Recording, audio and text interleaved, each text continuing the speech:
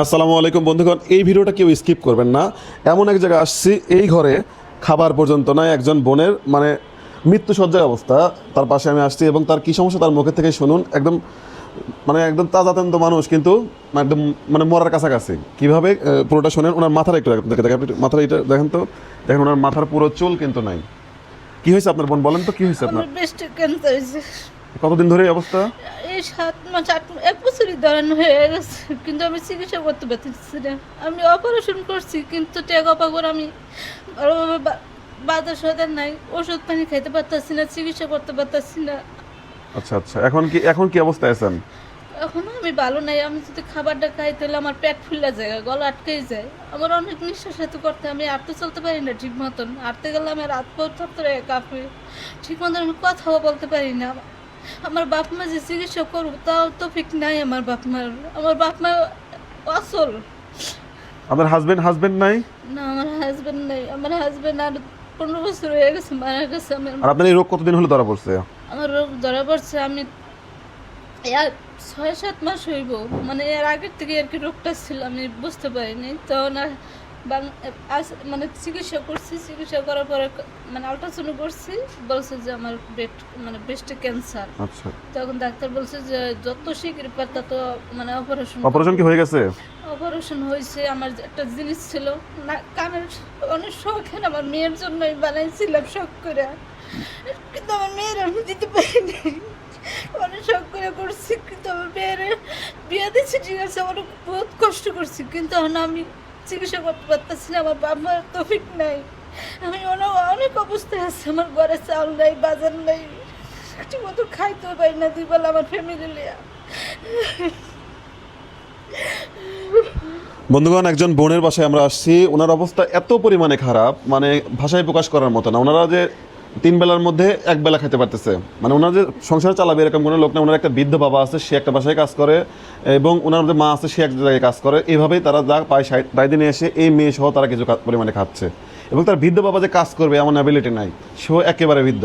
এবং এই বোনটির হচ্ছে ব্রেস্টে ক্যান্সার। আপনারা সবাই জানেন যে ব্রেস্টে ক্যান্সার হলে কী অবস্থা হয়, এবং তার অপারেশন অলরেডি হয়ে গেছে, কিন্তু এখন যে চিকিৎসা করবে, সে যে খাবে, তার এমন পরিস্থিতি নাই। এজন্য এই বোনটির কাছে আমরা আজকে আসছি। আপনারা যে যেখান থেকে দেখছেন, যদি পারেন 10টা টাকা দেবেন, না পারলে পরে এই নাম্বারটা দেন তো, এটা দেন তো।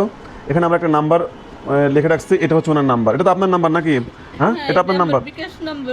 এটা সবাই সহযোগিতা করেন না আমারে ভাই, আপনার কাছে অনুরোধ, আমার সবাই সাহায্য করেন, যে যেখান থেকে পারেন। আমি যদি মারা যাই তো আমার ফ্যামিলিটা পুরো অচল হয়ে যাবে। আপনার ছাড়া তো আপনার কেউ নাই, আপনার ফ্যামিলি বাবা মা দেখার মতো তো কেউ নাই। কেউ নাই আমাদের, পাশে যে একজন দাঁড়াইব তা কেউ নেই আমাদের। কেউ সহযোগিতা করে না, সবাই দূরে সরে আসছে। আমাকে এই বিপদের সময় কেউ আমাকে সাহায্য করতেছে না। আমার যতটুকু ছিল সম্বল, আমার বাপমার যতটুকু ছিল ততটুকু দিয়ে আমি চিকিৎসা করছি। এখন আমাদের সামর্থ্য নাই যে আমরা চিকিৎসা করবো, ঘরে খাওয়ানোর তার সামর্থ্য আমাদের নাই। যে যতটুকু পারেন, এই বোনটির পাশে এখানে একটা বিকাশ নাম্বার দেওয়া আছে, আমি নাম্বারটা বলে দিচ্ছি, 01797944841। এই নাম্বারে ওনাদের বিকাশ পার্সোনাল। যে যতটুকু পারেন, যদি কেউ পারেন 10টা টাকা দেন, আর যদি কেউ না পারেন এই ভিডিওটা শেয়ার করে দেন। এমন কোনো বিত্তবানের চোখে পৌঁছাক। আমাদের দেশে কিন্তু এখনও অনেক মানুষ আছে যারা হচ্ছে টাকা দেওয়ার জায়গায় খুঁজে পায় না। তো এই অসহায় বোনটার পাশে আপনারা যে যেখান থেকে দেখছেন, উনি কিন্তু কারো মা, কারো বোন, কারো সন্তান, হয়তো আমার মায়ের বয়সী। তো আপনারা যে যা মনে করে পারেন এই বোনটির পাশে একটু দাঁড়ান। ওনার চিকিৎসাটা হোক। ওনার আর মাত্র 4টা কেমন দরকার, 4টা কেমন হলে উনি আর অনেকটা সুস্থ হতে পারে। আমি অনেক কষ্টতে আছি আমার ফ্যামিলি নিয়ে। আমি চিকিৎসা করতে পারতেছি না। আমার বাপ মারা 2 মিনিট বাদ আমি খাবো, আমার বাপ মারা চালাবো, আমার বাপ মা যে বাঁচবো তা তো ফিট নাই।